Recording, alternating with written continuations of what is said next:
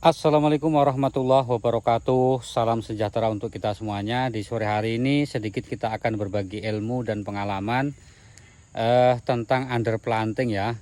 Dimana hari ini saya berada di lokasi kebun kelapa sawit yang punya teman saya ini ya. Yang mana ini sudah dilakukan kembali penanaman bibit yang baru seperti ini. Nah, apa saja sih kelebihan dan kekurangannya?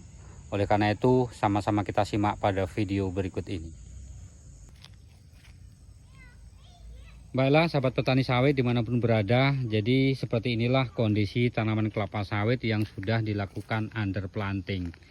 Jadi selama ini kita mengenal ada dua istilah, yang pertama adalah replanting, kemudian yang kedua adalah underplanting. Replanting sendiri adalah penanaman kembali tanaman kelapa sawit ataupun tanaman yang lain ya, dimana sebelumnya sudah dilakukan penebangan ataupun penumbangan, artinya bahwa tanaman yang lama yang sudah tidak produktif itu terlebih dahulu ditumbang, setelah rata kemudian baru dilakukan penanaman pada bibit yang baru.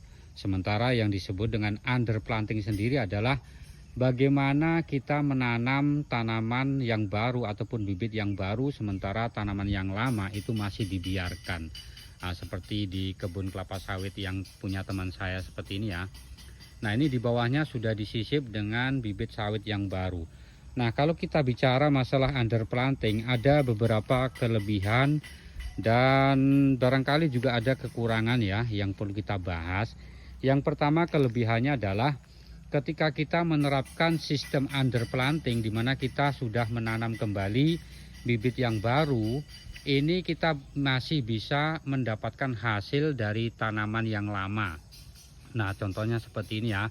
Ini tanaman yang lama yang sudah berumur tua seperti ini masih bisa kita petik produksinya sambil kita menunggu tanaman yang lama itu akan berbuah.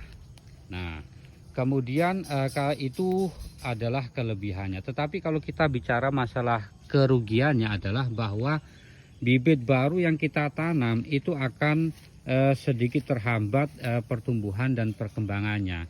Karena ini dengan posisi yang seperti ini ya, dimana dia ditanam di sela-sela tanaman yang lama, secara otomatis ini untuk perkembangannya juga akan sedikit terhambat ya, dimana kalau biasanya tanaman kelapa sawit itu dia akan berbuah sejak ditanam kemudian 2 tahun itu sudah bisa dinikmati hasilnya, tetapi dengan kondisi yang seperti ini ya, ini akan sedikit agak lama dikarenakan memang posisinya kan dia saling berdekatan dengan tanaman sawit yang lama yang masih produktif.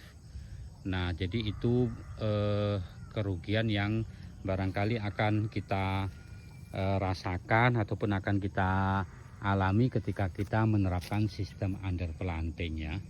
Nah, dari penjelasan yang saya sampaikan ini kita bisa mengambil sebuah kesimpulan ataupun langkah yang tepat menurut kita ya. Kalau seandainya dengan posisi ekonomi kita yang hari ini barangkali tidak punya kebun cadangan, sementara kita juga harus menyisip tanaman yang baru karena tanaman yang lama itu juga semakin tua, kemudian produksinya juga tidak maksimal. Nah, secara otomatis barangkali sistem underplanting ini bisa kita terapkan ya, meskipun dengan resiko-resiko yang sudah saya terapkan. Tetapi kalau seandainya kita punya modal ataupun punya cadangan keuangan yang lain ataupun pemasukan dari yang lain, maka alangkah baiknya kalau kita itu lebih menerapkan kepada sistem replanting, di mana tanaman yang lama itu langsung saja kita tumbang. Nah, kemudian kita ganti dengan tanaman yang baru. Nah, barangkali itu saja sedikit yang bisa kita sampaikan pada kesempatan kali ini. Mudah-mudahan ini bisa bermanfaat bagi kita semuanya. Dan saya akhiri, salam petani kelapa sawit Indonesia.